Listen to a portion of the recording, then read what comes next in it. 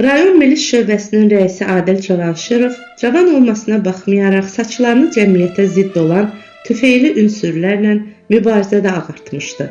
Adil Cavanşirov milis orqanlarına Azərbaycan Dövlət Universitetinin Hüquqşünaslıq fakültəsini bitirdikdən sonra gəlmişdi. 2 il o, Azərbaycan SSR İctimai Asayişi Mühafizə Nazirliyində işləmiş, sonra Respublika Milis İdarəsi Cinayət Axtarış Şöbəsində əməliyyat müfəttişi kimi böyük təcrübə yolu keçmiş, nəhayət Bakının ən böyük rayonlarından birində Milis Şöbəsinin rəisi vəzifəsinə irəli çəkilmişdi. Podpolkovnik Adil Cavanşirov bu vəzifəyə keçdikdən sonra rayonda iri cinayətlərin sayı xeyli azalmış, qabaqcadan görülən müxtəlif tədbirlərin nəticəsində ayrı-ayrı cinayətlərin qarşısı alınmış, əhali arasında kütləvi izahat işləri genişləndirilmiş, cəmiyyətə zidd olan tüfeyli ünsürlərin, bir sıra alverçilərin, heç biri ictimai faydalı əməklə məşğul olmayan avara adamların sayı xeyli azalmışdı.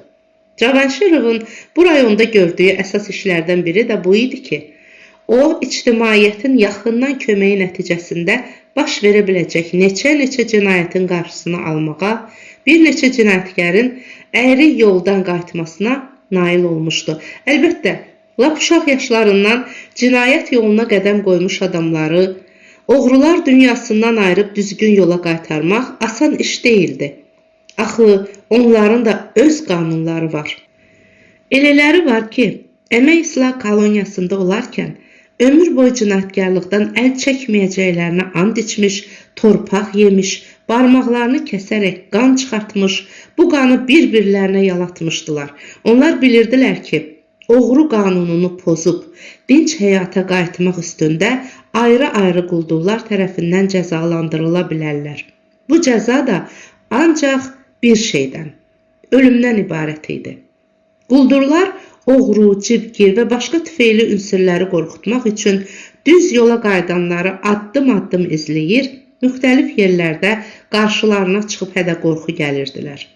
Bütün bunlar fayda vermədikdə onları ölümə məhkum edir. Həmin hökmü yerinə yetirməyi oğurluq yoluna təzə qədəm qoymuş bu və ya başqa burnu fırtıqlı cinayətkara tapşırırdılar. Belə şantaj edilmə nəticəsində düz yola qayıdan adam qorxuya düşüb, təzədən cinayətkarlara qoşulur ya da qaranlıq gecələrin birində, heç də gözləmədiyi yerdə naməlum şəxslər tərəfindən bıçaqlanırdı. Oğru qanununa tabi olan keçmiş cinayətkarların düz yola qaytarılmasını Podpolkovnik Cavanşirov çətin iş adlandırırdı. Çünki belə adamlarla dəfələrlə söhbət etmək, onlara heç nədən və heç kimdən qorxmamağı tapşırmaq, onların həyatını qorumaq üçün lazımi tədbirlər görmək, dinc quruculuq əməyi ilə məşğul olan adamların yaşayışının keşiyində bütün vətəndaşların, milis orqanlarının nəhayət Sovet hökumətinin durduğunu başa salmaq lazımdır. Mağaza müdürü Abram Lifşitzin evi aparılan gün Podpolkovnik Cavanşirov yenə bu cür çətin işlər məşğul idi. Oğurluq və adam vurmaq üstündə 2 dəfə məhkəməyə düşüb, üst-üstə 8 il iş alan, əmək islah koloniyasından cəmi 6 ay bundan əvvəl qayıdan Mübarək Novruzzadə, Cavanşirovun səyi nəticəsində cinayətkarlarla əlaqəsini bir dəfəlik kəsmiş, Leytenant Şmit adına maşınqayırma zavodunda işə girmiş və evlənmişdi. Lakin bir aydan artıq idi ki, düz yola qayıdan Mübarəki naməlum şəxslər rahat buraxmırdılar. Onun adına zavoda və ya evə tez-tez imzasız məktublar gəlirdi. Həmin məktubların müəllifləri cinayətkarlar arasında əmək islah koloniyasında olarkən daimi kitab oxuduğu üçün professor ləqəbi alan Mübarək Novruzzadəni qorxudur, onun başını xoruz başı kimi bədənindən üzəcəklərini bildirirdilər. Podpolkovnik Cavanşirovun bir neçə dəfə onu sakit etməsinə, onun həyatını qorumağı zavod drujiнаçılarına tapşırmasına baxmayaraq, son günlər Mübarək Novruzzadə bərk qorxuya düşmüşdü. Bu da təsadüfi deyildi.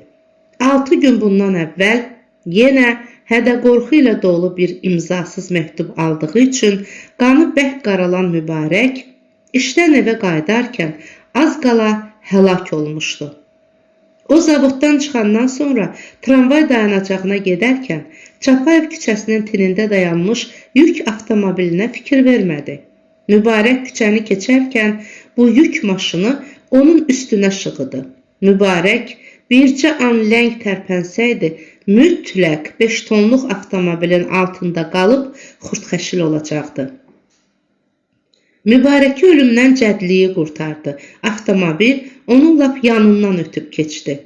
Rəngi ağaran gənc bir müddət maşının ardınca baxdı. O, ancaq Çapayev küçəsi ilə üzü yuxarı böyük sürətlə uzaqlaşan maşını, bir də bərk qoxmuş bir qadının çığıra-çığıra ona tərəf qaçdığını gördü. Əlbəttə, bu zaman Mübarək tək deyildi. Onun ardınca gələn zavod duruşunaçılarının ağlına belə gəlməzdi ki, Mübarəki bu qayda ilə aradan qaldırmağa cəhd edəcəklər. Mübarək yerə yıxılan kimi ara qarışdı, hayküy qopdu. Mübarəkdən nigaran qalan duruşunaçılar dərhal ona tərəf qaçdılar. Sağ olub olmamasını yoxladılar. Amma o anda maşının nömrəsini yazmaq heç kimin yadına düşmədi. 3 gündən sonra gecədən xeyli keçmiş daş atıb Mübarəkin küçə pəncərəsini sındırdılar. Mübarək hövülnak yuxudan ayılıb işığı yandırdı. Elə bu zaman yekə bir daş onun qulağının yanından vıyıltı ilə keçib stola toxundu. Mübarək əlinə keçən ağacı qapıb küçəyə cumdu. Tanımadığı bir adamın tini burulub üzü aşağı qaçdığını gördü. 2 gün sonra Mübarək də, arvadı da işdə olan zaman kimsə onların qapısını açıb evə girmiş, bütün qab-qacağı sındırmış, yorğan döşəyi, bütün divarları mürəkkəbə batırmışdı.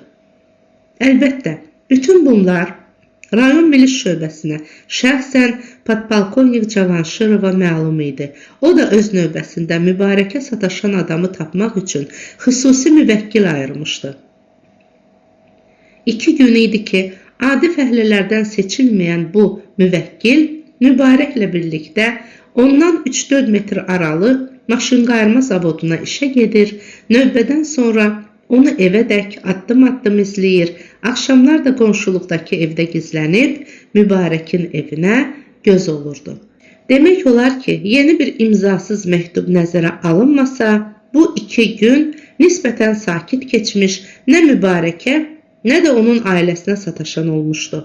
İndi öz kabinetində əyləşən Adil Cavanşirov adi işlərlə məşğul ola-ola yenə maşınqayırma zavodunun tornaçısı Mübarək Novruzadəni düşünürdü.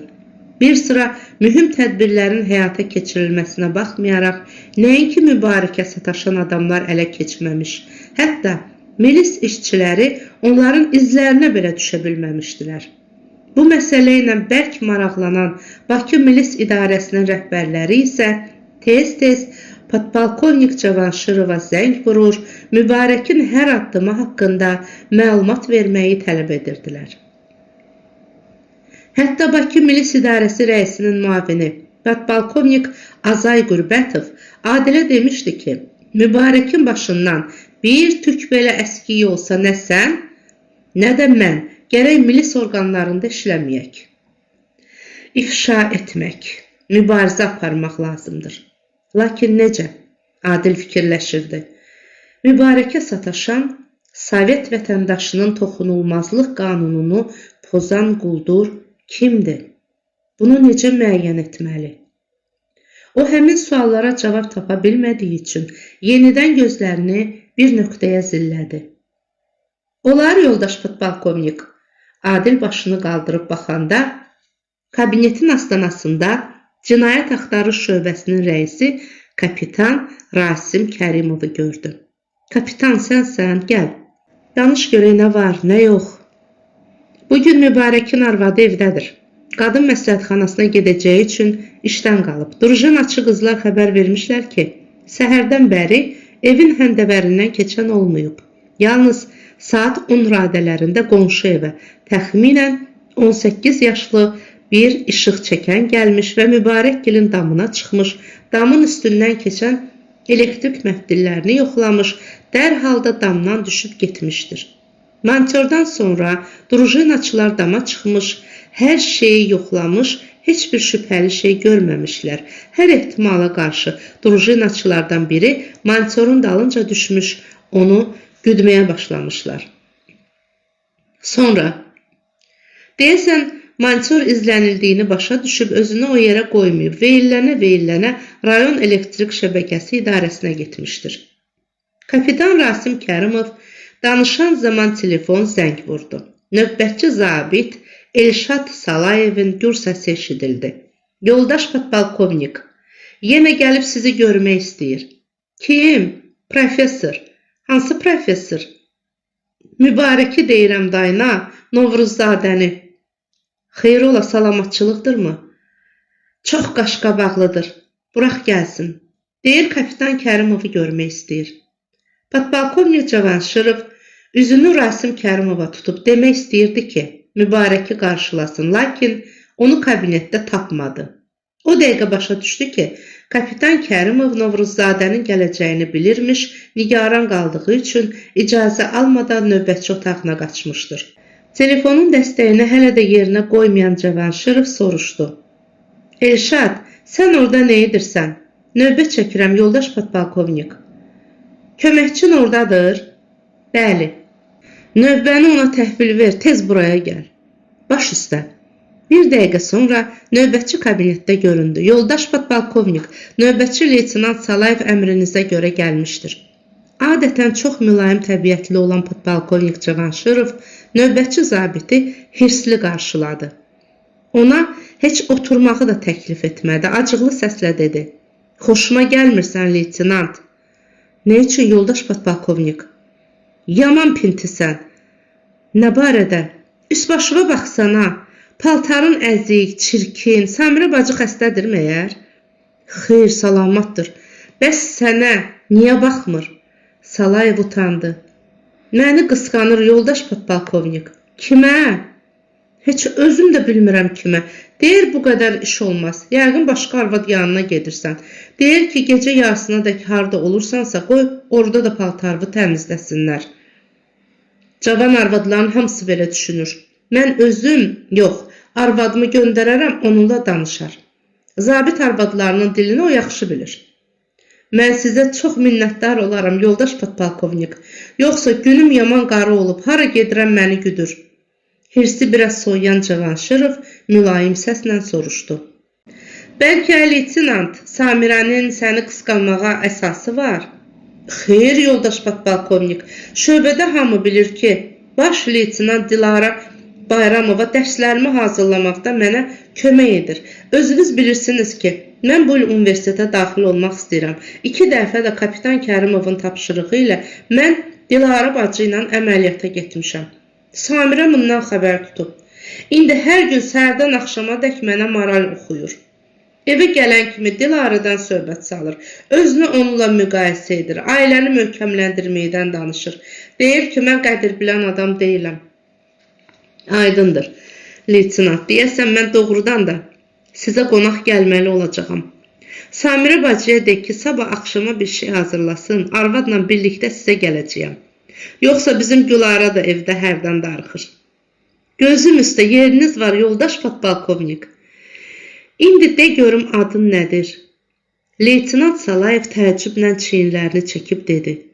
Elşad. Bunu ki siz bilirsiniz. Elşad. Yaxşı addır. De görüm uşaqlıqda səni necə adlandırırdılar. Səni ələ salmaq, hisləndirmək üçün bir ləqəb vermişdilər. Ha. Elşad başını aşağı saldı. Yoldaş podpolkovnik, mən uşaqlıqda çox yiyən olmuşam. Mənə acgöz ləqəbi veriblər. Məlum. Bir sualıma da cavab ver. Buyurun, yoldaş podpolkovnik. İndi mən səni hamının yanında acgöz adlandırsam acığın gəlməz ki. Əlbəttə gələr, şəxsiyyətimə toxunar. Bəs sən nə üçün başqasının ürəyini asanlıqla sındırırsan? Onun şəxsiyyətini, Sovet vətəndaşının şəxsiyyətini alçaldırsan? Nə üçün özünə rava bilmədiyin şeyi başqasına rava bilirsən? Kim? Mən? Leytenant Salayev heyrətləndi. Bəli, sən. Səhv fikirdəsiniz, yoldaş podpolkovnik. Mən indiyədək heç kimə güldən ağır söz deməmişəm. Leytenant, sənin çox pis yaddaşın var. Cəmi 5 dəqiqə bundan əvvəl telefonla mənə zəng vurub nə dedin? Dedim ki, səhvini başa düşən Leytenant Salayev qəflətən sözünü yarımçıq qoydu. Hə, nə oldu? Sözümü niyə kəsdin? Biz mübarək Novruzadəni güclə, alın təri ilə oğrular dünyasından ayırıb düz yola qaytarmışıq. Sən isə Sovet hökumətinin nümayəndəsi olduğun halda cibində Sovet vətəndaşı pasportu gəzdirən mübarək Novruzadəni adı ilə deyil, cinayətkarların ona verdikləri ləqəblə çağırırsan. Özü də harda? Rayon milis şöbəsində. Necə bilirsən? Bu, mübarəkin qəlbinə toxunmazmı? Təqsirkaram, yoldaş podpolkovnik.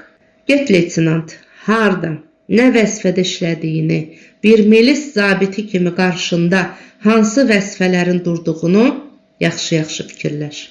Baş üstə, yoldaş podpolkovnik, icazə verin gedim. Get, Elşad.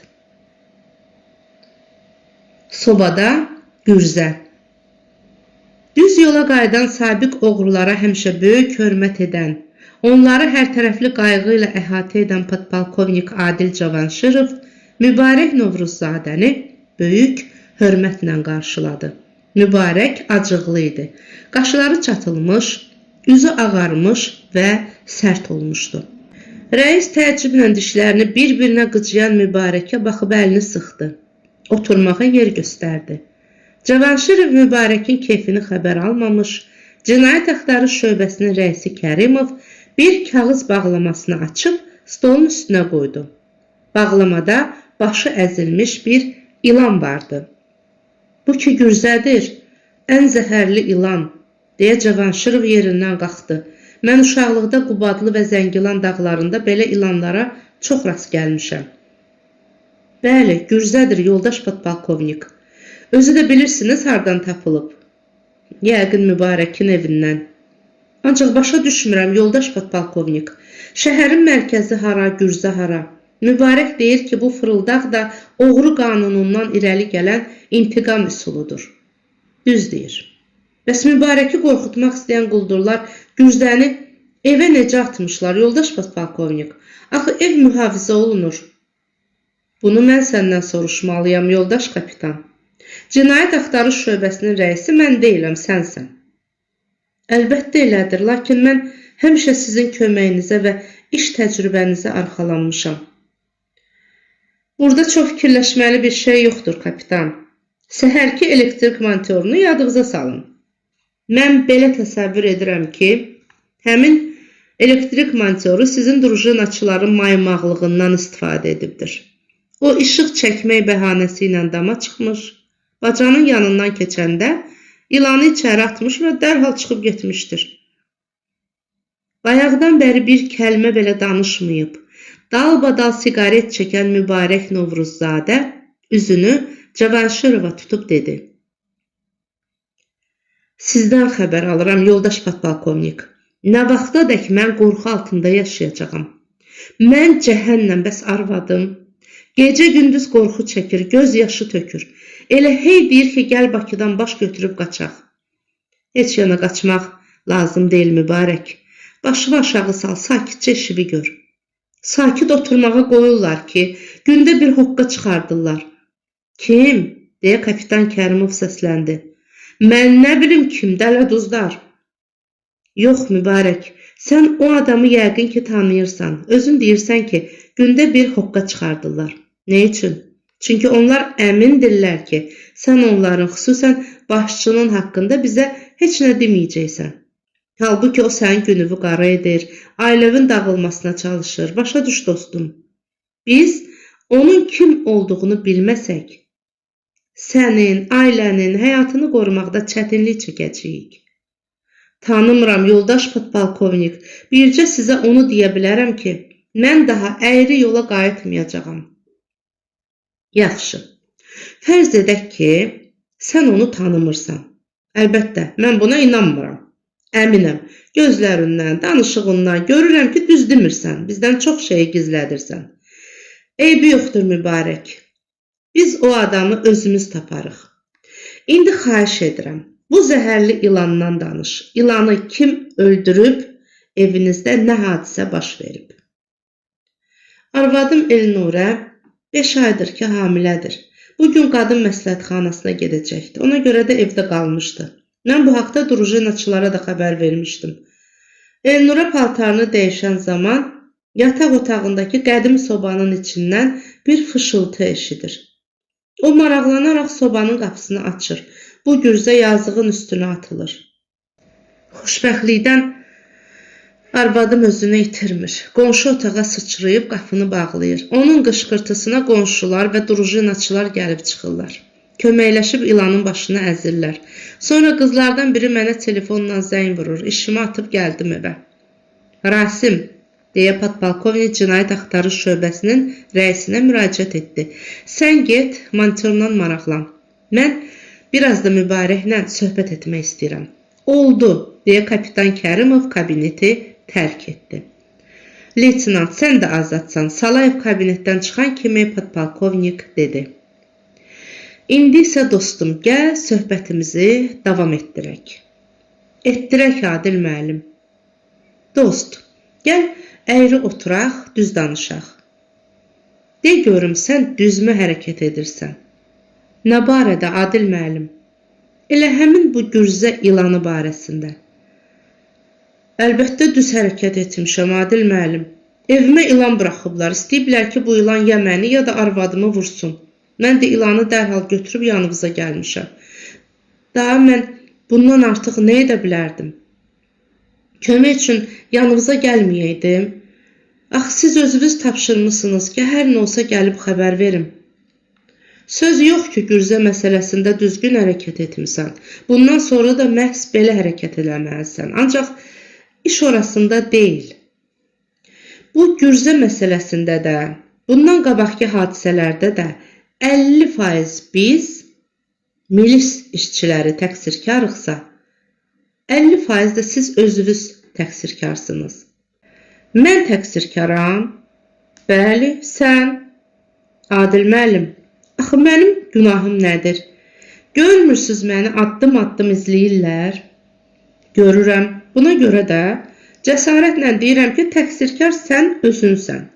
Təqsirin də odur ki, səni, ailəvi hədəliyənin, hədə qorxu gələnin, özü kölgəlikdə gizlənib, bugünkü elektrik monitoru kimi yumurtadan təzə çıxan gənc cinayətkarlardan gündə birini aldadıb evə göndərən quldurun adını bizə demək istəmirsən.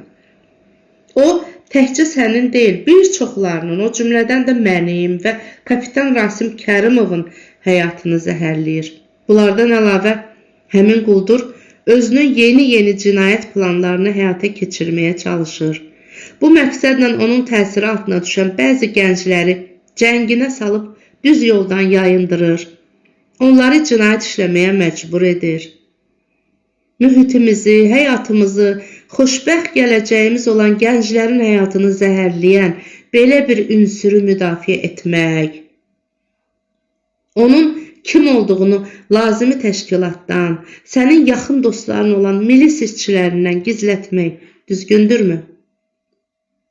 Mübarək Novruzzadə bir siqaret yandırıb xəyala daldı. Bir neçə dəqiqə fikrə getdikdən sonra başını qaldırıb qətiyyətlə dedi. Yox Adil müəllim, düzgün deyil. Və sonda nə üçün quldurun adını xəbər vermək istəmirsən? Adil müəllim, mən indiyədək heç kimin bədbəxtliyinə səbəb olmamışam, heç kimi bagaja qoymamışam. Təqsiri mən öz boynuma götürmüşəm. Sən bununla lovğalanırsan? Cavab gəlmədi. Mübarək, dostum, bəs nə üçün səni hər addımda izləyən, sənin və ailənin həyatına sui-qəsd edən bir qulduru qanadlarının altına alıb gizlədirsən? Adil müəllim, bil ki, mən adam satmağı, sən qorxaqsan. Mübarək ilan vurmuş adam kimi yerindən dik atıldı. Kim? Mən? Bəli, sən qorxmasaydın hər şeyi açıb danışardın. Biz də həmin qulduru ifşa etməyi, lazımınca cəzalandırmaq üçün tədbir görərdik. Elə deyil Adil müəllim. Elə deyilsə de görüm səninlə bu hərbə zorba oyunu başlamazdan əvvəl evimizə kim və nə üçün gəlmişdi? Mübarək podpolkovnikin sualına cavab verməmişdən əvvəl saçlarını əllərinin arasına salıb bir neçə dəqiqə fikrə getdi. Birdən başını qaldırıb qətiyyətlə dedi. Yazın Adil müəllim. Danış. Hələ qocalmamışam, yaddaşım yaxşıdır, danış. Mübarək gözlərini yumdu. Sanki zehnində heybətli görünən adamı görmək istəmirdi. Bu hal xeyli çəkdi. Nəhayət o gözlərini açıb dedi. Mən onunla Adil müəllim evdə deyil, kitabxanada qarşılaşmışdım. Elnurə, mən arvadım Elmiranı belə adlandırıram. Darıxıram, hazırlaş, istirahət günüdür. Biz də bir dənizkənarı parka gedək. Nə var orada? Getməyək Mübarək. Nə üçün? Bu həftə işim çox olub, çirkli paltarlarımız var. Onları yumaq lazımdır. Bəs tək gedim? Keyfin istəyirsə get. Qalıb evdə nə eləyəcəksən? Paltar yuyacaqsan? Lazım gəlsə niyə yumuram? Tək ki sənin könlün şad olsun. Mən istəyirəm ki, Mübarək, mən paltar yuyan zaman sən mənə təzə bir roman oxuyasan. Həm ticarət, həm də ziyarət. Həm işimizi görərik, həm də mədəni istirahət edərik. Gözəl təklifdir, ancaq təzə kitabım yoxdur. Gərək kitabxanaya gedib kitabları dəyişdirim. Yaxşı, Söyüdlü Arx əsəri necədir, alınmı? Al, oxumamışam. Mən Adil müəllim dərhal Füzuli küçəsindəki Leylin adına kitabxanaya getdim. İstədiyim kitabları alıb küçəyə çıxanda, dayan, deyə Cavanşirov Mübarəkin sözünü kəsdi və harasa telefon elədi. İşin çox deyilsə, bura gəl. Sonra Cavanşirov Mübarəkə tərəf dönüb əlavə etdi. Əməliyyat müvəkkili Dilarə Bayramovanı da bura dəvət etdim ki, sənin söhbətinə qulaq assın. Etiraz etmirsən ki, buna sözdür Adil müəllim. 2 dəqiqədən sonra Mübarək Novruzzadə söhbəti davam etdirdi. Kitabxanadan çıxan kimi Füzuli küçəsində dayanan bəstəboy bir kişi mənə yanaldı. Üzümə hırıldaya soruşdu. Professor, bu nədir? Yenə alimlik edirsən? Əmək İslah koloniyasında mənimlə birlikdə işləyənlərin demək olar ki, hamısını tanıyırdım. Bu kişini isə heç bir yerdə görməmişdim. Buna görə də ona əhəmiyyət vermədən yoluma davam etdim. Bəstəboy kişi əl çəkmədi ki, çəkmədi. Mənə bax, professor, Bakıya gələli loğu olubsan, adamzad tanımaq istəmirsən. Mən onunla söhbət etmək, hansı məqsədlə gəldiyini öyrənmək istədim. Aramızda belə bir söhbət oldu.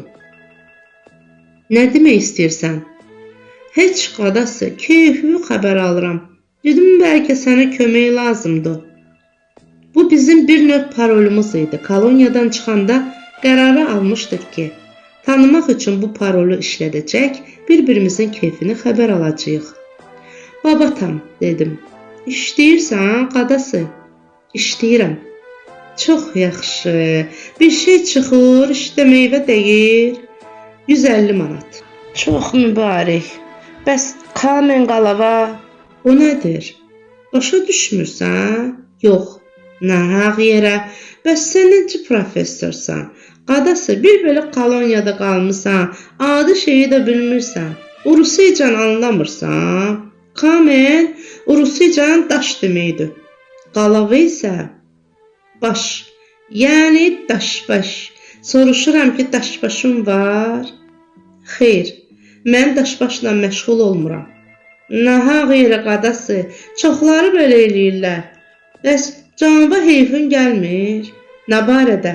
Eşitdim ki, evlənmisən. Tutalım ki, evlənmişəm sonra.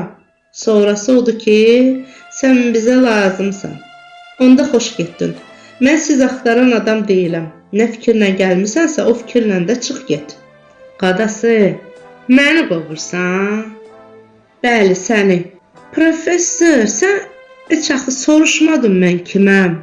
Nə zibil olduğum mənim üçün təfavütü yoxdur. Görürəm ki, oradan gəlmisən. Elə ona görə də sənə deyirəm ki, baş gözün salamatkən çıx get. Yoxsa əlimdən xəta çıxar. Səni göndərənlərə də de ki, gəlib gedən qələt eləyir. Mənə deyirsən, deyə o əlini cibinə atıb fin bıçağının dəstəyini mənə göstərdi. Zibilin biri zibil, ülgücüvü gizlət. Məni belə şeylərlə qorxutma, get tayımı tap. Borcu olsun professor, heç əybi yoxdur. Qəmin kəm, ancaq gəl savaşmayaq qadası. Heç bilirsən mən kiməm? Bilirəm, quyruq buluyan. Yox qadası, mən poçtalyonam, kağız daşıyan. Zəlidən xəbər gətirmişəm.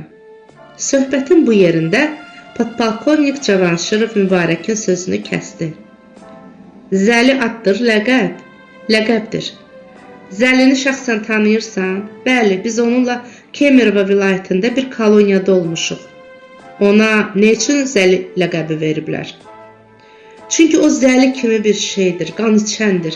Kim cənginə düşdü, itaətinə salacaq, var yoxunu zorla əlindən alacaq. Sonra da başlayacaq ona müxtəlif tapşırıqlar verməyə. Hünəri var o adamın deyiləni yerinə yetirməyə. Ya öləcək, ya da ömrü boyu şikəst qalacaq. Koloniyamızda elə bir adam yoxdur ki, Zəliyə borclu qalmasın. Yoldaş podpolkovnik, Mübarək qardaşa mən də bir sual verə bilərəmmi? Deyə leytenant Dilarə Bayramova soruşdu. Buyurun. Mübarək qardaş, siz Zəlidən asılısınız? Bəli. Nəyə görə? Düzü ona pul borçluyam. Nə qədər? Özünün dediyinə görə 5000 manat. Nəyə görə borc almışsınız? Mən ondan bir qəpik də borc almamışam. Ümumiyyətlə borc almağı sevmirəm. Onda görünür qumar oynamışsınız. Mən ömrümdə qumar oynamamışam. Bəs nəyə görə o qədər borcunuz var? Bir dəfə koloniyada mən məcburiyyət qarşısında qalıb, oğru qanununa sədaqətli olacağım haqqında and içməli oldum. Yerdən bir çimdik torpaq götürüb yedim. Damarımdan qan buraxıb onu yaladım. Elə bu zaman bir oğlan gəlib dedi. Aya, kitab oxuyan sənsən? Mənəm dedim. Dur gedək, Zəli çağırır. Mən Zəlinin çox hiləgər, ikiyüzlü, zalım adam olduğunu bilirdim. Buna görə də heç bir söz demədən oğlanın dalınca düşdüm. Qorxa-qorxa Zəlinin yanına gəldim. O, uca bir şam ağacının altında taxtadan düzəldilmiş kürsüdə oturub xumarlana-xumarlana nəşə çəkirdi.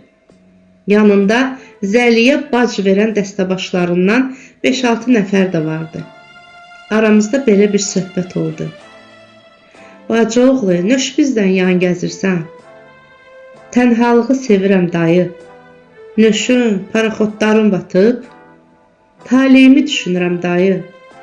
Mən ölmüşəm ki, sən fikir çəkəsən. Allah eləməsin dayı. Heç darıxıb eləmə. Nə lazım oldu, gəl nöşün yanına. Nə qədər istəsən sənə pul verə bilərəm. Heç kim də sənə güldən ağır söz deyə bilməz.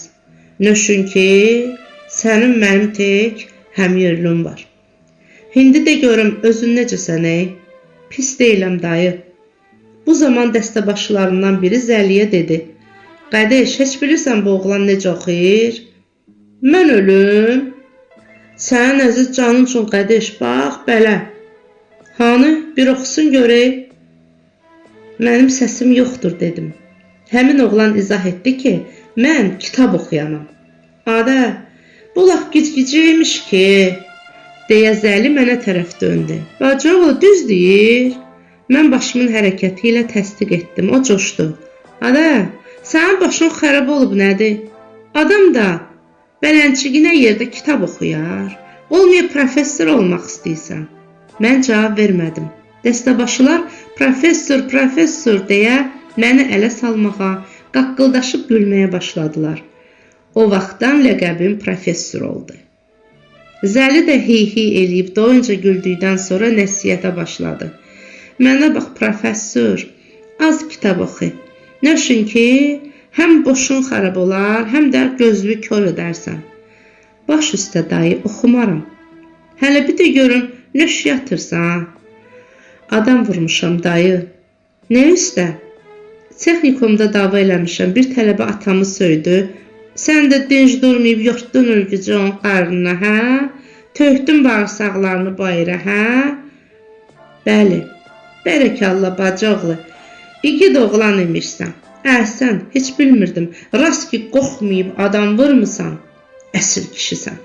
Xoşum gəldi səndən. Bundan sonra oldun mənim dostum. Ancaq bilirsən nə var? Xeyr dayı. Mən səni bu dəftər kitabından ayırıb əsl cəhəl etmək istəyirəm.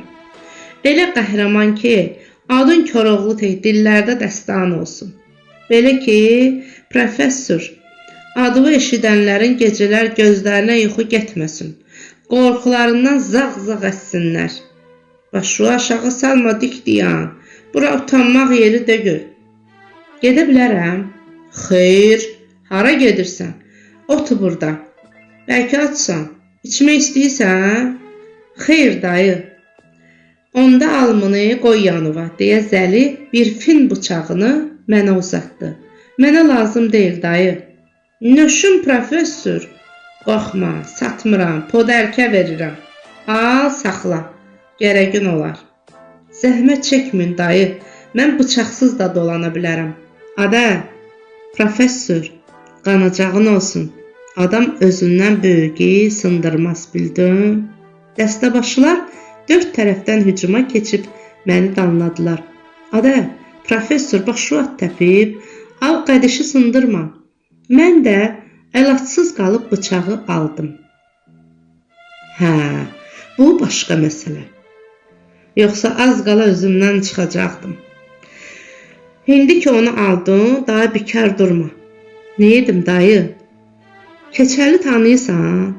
Keçər kimdir dayı? Gədə, qumarbazı deyirəm də, tanımadın? Anasını da, bocusunu da, 10 il bundan sonraki gəlirini də qumara qoyub. Elə ondan başda. Başa düşmədim. Niyə düşmürsən? Vur öldür. Mən bunu bacarmaram dayı. O da bir işdir olub. Zəli doyunca güldü. Bu axmaq nə danışır ay uşaqlar? Adam öldürməyin nə kimi pis nəticələr verə biləcəyini dərk edib inadlıq göstərdim. Qətiyyətlə dedim. İnciməyim dayı, mən keçəli vurmayacağam. Ada, professor nöşünə? Bəs bir ağ deyirdin ki, mən adam vurmaq üstündə yatıram. Bir dəfə belə qələt eləmişəm, indiyədək vicdan əzabı çəkirəm. Yəni bacıoğlu heç xoruz başda kəsməyəcəksən, hə? Yox, yox, mən qana nifrət edirəm. Neynək, professor, neynək? Rast ki, qana nifrət edirsən, o sənin öz işindir. Ancaq mənim tapşırığım mütləq yerinə yetirilməlidir. Nəşin ki, əşidib bilən olar, mənə gülərlər, hə, həri? Deyərlər ki, bir burnu fırtıqlı uşaq Zəlinin sözündən çıxdı. O da ölçü götürmədi. Bir ətrafımıza bax. Gör burada kimlər oturub. Hər biri azı 50 adama cavab verən cahildir. Mən heç. Amma onlar istəməzdər ki, mənə söz deytərilsin. Bil ki, keçəlin fitvası verilib. Hə, həri, fitvanı da mən vermişəm. Hamı bilir ki, mən sözümdən dönən adam deyiləm. Hələ bu dünyada heç kim, əşidirsənmi? Heç kim mənim bir sözümü iki eləməyib, eləyə də bilməz. Demək ki, rast keçəlin fitvası verilib, o vurulmalıdır. Buna söz ola bilməz. Qaldı ki, sən qan sevmirsən, neynək sevmə, qəminkəm. Protiv getmirəm. Rast ki, sən bunu edə bilməzsən, başqası var. Hə, həri, keçəli, başqası gəbərdər. Mənim üçün nə fərqi? Tək ki, mənim sözüm sınmasın. Amma bəd olmazdı sən edeydin. Özün də yaşayaydın. Nə deyirəm dayı? Fikirləşmək lazımdır. Hə, neynək fikirləş. Ancaq bacıoğlu, qorxuram, sənin üçün baha tamam olsun, ha. Nəyə görə dayı? Bu Bu işin bir balaca xərci var. Hə, Həri, pulsuz heç kim iş görməz. De görüm qurdun var. Qurd nədir dayı? Əşi, sən balqabaqsan məyər? Heç nə anlamırsan məyər? Yox. İndi ki yox, onda de görüm pulun var. Yetim oğlanam dayı, məndə pul nə gəzir? Demək qurdun yoxdur. Keçəli vurmaq üçün də adam tutmaqdan çəkinirsən, hə? Neynək bacıoğlu, neynək? Sənin əvəzüvə mən danışaram. Mən adam taparam, deyə Zəli yanındakilara müraciət etdi. Ay uşaqlar, bu professor qan töyməkdən qorxur. Kim onun əvəzinə hünər göstərib keçəli vurmaq istəyir? Əvvəlcə dəstəbaşıların heç birindən səs çıxmadı. Onlar bir-birinin üzünə baxıb çiyinlərini çəkdilər. Özlərini elə göstərdilər ki, güya Zəlinin sualını eşitmirlər. Bu hərəkət Zəlinin şəstinə toxundu. Siz də adınızı kişi qoyubsuz.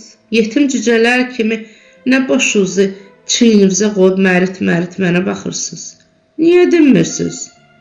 Elə o dəqiqə cavan, bığıburma bir oğlan yerindən qalxıb dedi. Qədiş, mən keçəli vuraram. Əhsən sənə yetim, yaxşı ülgücün var.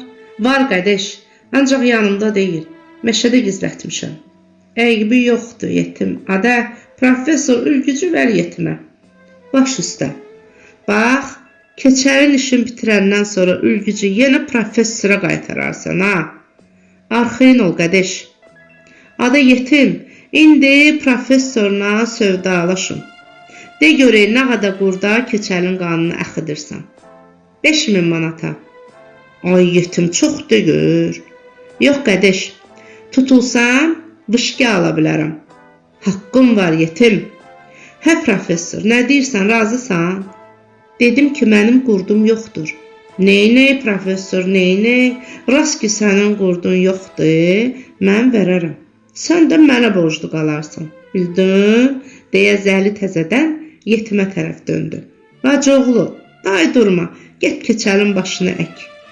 Aydındır, deyə podpolkovnik Cavanşirov yenə Mübarəkin sözünü kəsdi. Xahiş edirəm tələsmədən Zəlinin nişanələrini bir-bir sadala. Dilarə də yazsın. Yaşı 50-dən biraz çox olar. Hündürboy arıq kişidir. İlk baxışda adama elə gəlir ki, onu əl ilə yüngülcə itələsən dərhal yıxılar. Ancaq bu səhv fikirdir. Həqiqətdə isə çox qüvvətli adamdır. Pələk kimi cəld və çevikdir. Bir yumruqla zorba adamı yıxa bilər. Danışanda bir gözünü qıyır. Qalın səsi var. Tez-tez bacıoğlu, hə, həri, neynək və qəmin kəm kimi sözlərini işlədir. Həmişə istehza edici tərzdə danışır. Yadda qala bilən nişanəsi, sağ çiyini çapıqdır. Elə bil ki, çiynini dəhrə ilə eninə vurub yarıblar. Ağzında bir dənə də olsun öz dişi yoxdur, saldırmadır. Keyfi istəyəndə xalis qızıldan diş salır. Qumar oynayanda ağzında yarı sümük, yarı metal dişlər olur. Xörək yeyəndə isə mirvari kimi bir-birinin yanına düzülmüş, incə, ağ sümük dişlərini işə salır.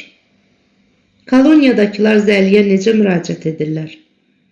Kimi onu qədiş, kimi paxan, kimi dayı çağırırdı. Bəlkə Zəlinin bunlardan başqa ləqəbi də var. Ola bilər Adil müəllim. Mən bir də onu deyə bilərəm ki, koloniyada bu qulduru hamı ancaq gizlində, özü də qorxa-qorxa Zəli adlandırırdı. Mübarək dostum, mən də nə qədər fikirləşirəmsə, ləqəbi Zəli olan cinayətkarı yadıma sala bilmirəm. Yəqin Zəli ya şəhərimizin başqa rayonlarında, ya da respublikamızın kənd rayonlarında məsuliyyətə cəlb edilən quldurlardan biridir. Əgər Zəli peşəkar oğrulardan olsaydı, mən onu tanımalıydım. Hər halda bu adam haqqında əmək koloniyasından məlumat almaq lazımdır. Mənə elə gəlir ki, bu Zəlinin ikinci ləqəbidir. Əsl ləqəbi deyil. Biz bunu bir də yoxlarıq və Zəlini mütləq taparıq. Sən isə dostum, söhbəti davam etdir. De görüm Füzuli küçəsində xəbərçi ilə görüşdən sonra nə oldu? kişi ilə söhbətimiz belə qurtardı. Biz Füzuli küçəsini keçib Maksim Gorki küçəsinə döndük. Oradan da Karl Marx bağına gəldik. Mən bu bağdakı skamyalardan birində əyləşib söhbət etmək istədim. Ancaq xəbərçi razı olmadı. Oradan keçib Gənclər meydanında içəri şəhərə gedən yerdə hasar boyu əkilmiş ağaclardan birinin altında oturduq. Kişi bir Kazbek papirosu çıxarıb mənə uzatdı. Köhnə dost kimi dedi. Hə, professor, anaşı ilə Aron necədir? Mən heç vaxt bu zibili çəkməmişəm. O mənə tərs-tərs baxsa da bir söz demədi. Papirosunu yandırıb dalbadal 3 qullab vurdu. Tüstünü üzümə püfləyərək əlavə etdi. Baxıram sənə qadası, yazığım gəlir. Nəyə görə?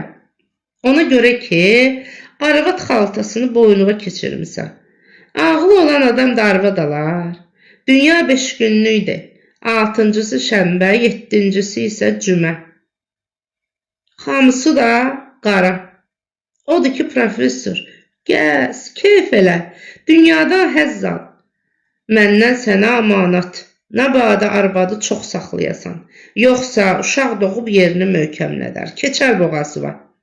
Biraz keyfivi sürən kimi bıraq geçsin işinin gücünün dalıca. Özümü zorla saxlayıb dedim. Mən sənə dayı, bütün bu danışıqlarının əksini məsləhət görə bilərəm. Dünyada ailə qurmaqdan ləzzətli şey yoxdur. İstəsən səni də evləndirə bilərəm. Bu şərtlə ki, oğru qanunu ilə əlaqəni bir yolluq kəsəsən. Qadası, elə burada axmaqladın. Görünür bilmirsən ki, arvad yıxan evi heç kim yıxa bilməz. Bu qayda ilə o çox çərənlədi. Yaxşı, uzunçuluq eləmə, de görüm səni kim göndərib. Qoca. Qoca kimdir? 50 paçkaya qurdu, kimə borclusan?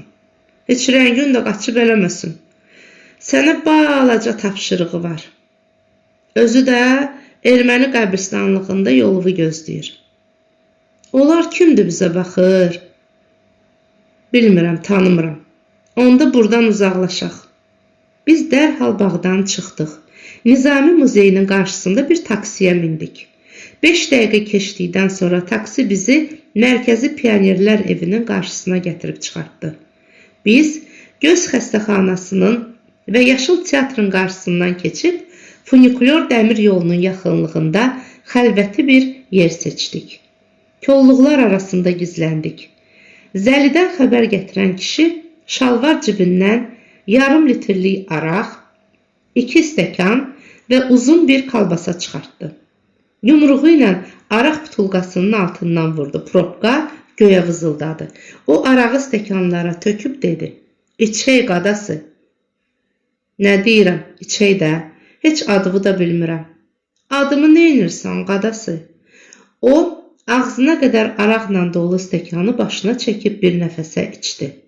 Dürmək kimi əlinə aldığı uzun kalbasanı çox iyrənc şəkildə ağzını marçıllada gəmirməyə başladı. Adın gizlidirsə ləqəbividir. Sən məyər Miltonsan? Adım Bürsəli, ləqəbim də Qozbeldir. Bürsəli ya Bürcəli? Bürsəli. Adə Qozbel, Bürsəli də ad olarmı? Nöşün olmur qadası. Nöşün Məmmədəli, yaxud Hüseynəli olur, Bürsəli olmur, deyə Qozbel soruşdu. Şüşədə olan arağı da içdi, sonra boş butulkanı bir daşa vurub sındırdı. Dərhal əlavə sual verdi. Qadası, adım səni təəccübləndirir? Həri, təəccübləndirir. Təəccüblənmə qadası. Vallahi, mən adımın tarixnaməsini ona-buna söyləməkdən təngə gəlmişəm. Mənim anam Rusdur. Rəhmətli atam onu Heşdarxandan götürüb özünə arvad eləyib. Deyilənlərə görə mən anadan olanda rəhmətli dədəmlə mamaşam dava salıblar. Mamaşam öz papasının, dədəmsə öz atasının adını mənə qoymaq istəyiblər. Əl-qərəz, ər-arvad dava salıb xeyli vaxt küsülü qalıblar. Mən yetim də 3 ay atsız qalmışam. Axırda valideynlərim razılığa gəliblər ki, məni hər iki babamın adı ilə çağırıblar. Mamaşa tərəfdən babamın adı Boris, dədə tərəfdənsə Ələsgər imiş. İki babamın adını birləşdirib məni Borisəli deyə çağırmağa başlayıblar. Sonra baxıb görüblər ki, cəmaatın dili bu ada yatmır. Kimsə məni Bürsəli deyə çağırıb. Bu dədəmin xoşuna gəlib. O da Borisəlini döndərib Bürsəli eləyib. İndi dokumentlərimdə də hələ Bursəli yazılıb.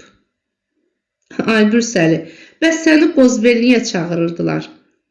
Qadası, mən həmişə üzü qoylu yatıram. Özdə Qozbel kimi qısılıram. Mənə bu ləqəbi koloniyada veriblər. Yaxşı Bürsəli, de görün məndən nə istəyirsən? Qadası, paxanın borcunu necə verəcəyi mənə dəxli yoxdur. Ancaq mən özüm şəxsən sənə bir xeyirli iş təklif edirəm. Nə iş?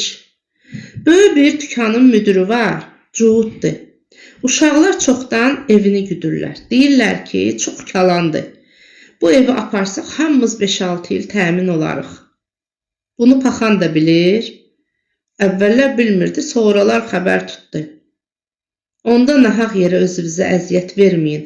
Paxan Simicoğlu Simicdir. Özünə 99 pay götürəcək, sizə isə 1 pay verəcək. Yarı-yarı olsa bizimlə getməyə razı olarsanmı? Yox, məndən dahi siz deyən çıxmaz. Nahaq yerə professor, peşman olarsan ha. Olmaram. Dəli olma sözə bax. Qaz vur, qazan doldur deyərlər. O cuhudun özünü aparsaq, özümüzə də, uşaqlarımıza da bəs eləyər. Dedim, məni çıx. Yaxşısı budur ki, sən özün də düz yola qayıt. Mən səni yaxşı bir işə düzəldərəm. Professor, mən dəli deyirəm ki, işə girim. Mən Sovet qanunlarının əksinə yaşamaq istəyirəm. 60 yaşadək gəzib keyf eləmək, sonra da qadası pensiyaya çıxmaq fikrindəyəm. Deyə Bürsəli etdiyi zarafatdan razı qalan tərzdə qəhqəh çəkib güldü. Bürsəli, oğurluğun axırı yoxdur. İndiyədək oğurluq etmisən, nə qazanmısan? Heç nə. Bəh, sənlər yaxşı təbliğatçı olarmış ki. Yəqin buna görə paxan deyir ki, professorun bu işdən başı yaxşı çıxar. Qoy, Cuhudun evi ilə tanış olub, bir plan çəksin. Adı ay gic, planı çək. Keç deyən bir tərəfdə. Biz də girək evə, nə lazımsa aparaq. Pulu pul, minnəti də minnət. Sən də haqqı alarsan da, həm paxanın borcunu verərsən, həm də oturarsan evində bala-bala yeyərsən. Mənə heç nə lazım deyil.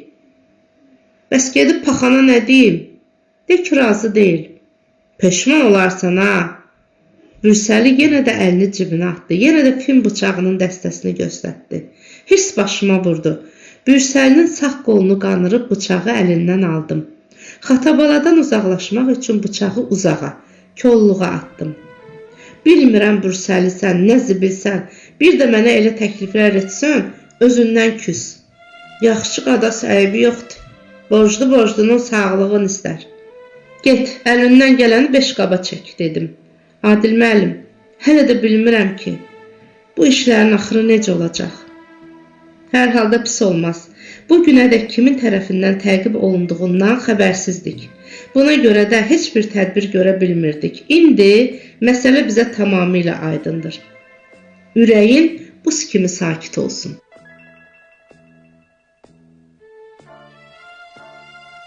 Dəyərli dinləyicilər,